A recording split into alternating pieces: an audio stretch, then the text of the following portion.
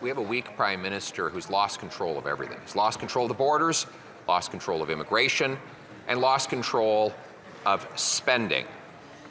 Recently, it came to light that the deficit is much bigger than his finance minister reported in the recent budget. Now, the Prime Minister claims that he can't tell us what the deficit is for this year. Okay, so we'll make it easier for him. What was the deficit last year? Yeah. The Right Honourable Prime Minister. Mr. Speaker, we see the lengths to which the Conservative leader will go to not talk about the fact that we are proposing a tax break for Canadians over the coming months, because he's going to vote against that, Mr. Speaker. He's going to vote against direct help for families at the grocery store, with children's clothes, with supports for Canadians in everyday expenses. Why? Because he'd rather continue to see Canadians suffer, because maybe that'll help him get elected, rather than actually solve the challenges that Canadians are facing. Well, we're stepping up to deliver on dental care, on school foods, on initiatives that directly help workers. That's what we'll continue to do.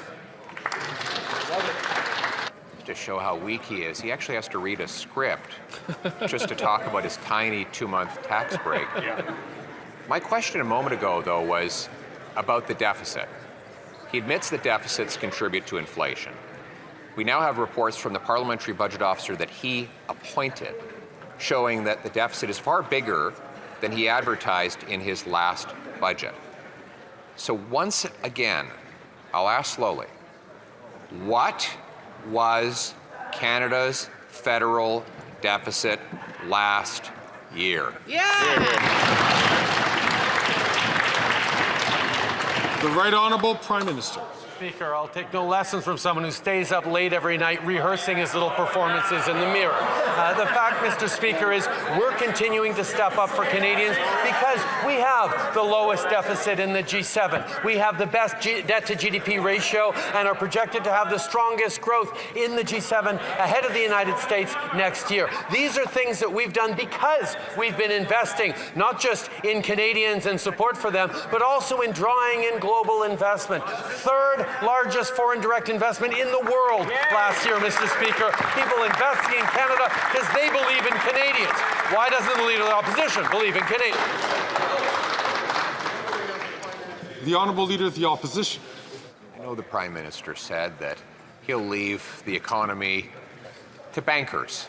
Well, the bankers are sure rolling in cash, collecting interest on the national debt that he has already doubled, while Canadians line up at food banks. Right. The question, though, was about the size of the deficit. You cannot run a $500 billion G7 government if you don't know anything about the finances of that government. So can the Prime Minister tell us, does he actually know the size of the deficit? The Right Honourable Prime Minister.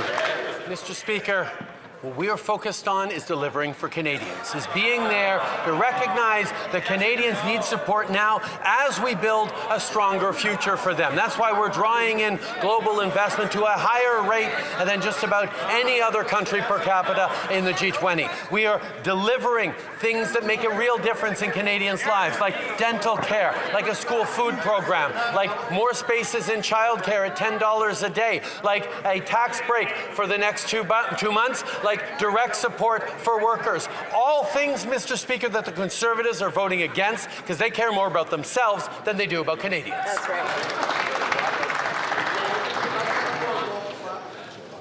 The Honourable Leader of the Opposition.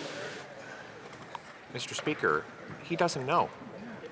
No, he doesn't. He doesn't know. No. That's scary. I was tempted to accuse him of hiding it, but you know, as Napoleon Bonaparte said, never attribute to malice what can be explained by incompetence. Yep. Mr. Speaker, who's actually running this government? The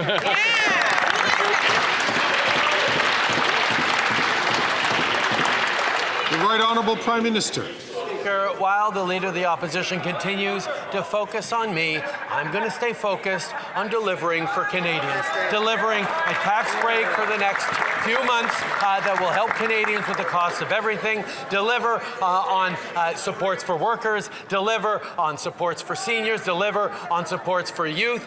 These are all things that the Conservative Party votes against. Not because Conservative MPs don't care about these things, but because they've been throttled and muzzled by their leader so that they can't actually be their community's voice in Ottawa. They're there to be their leader's voice in their communities. Shame on them, Mr. Speaker. Right.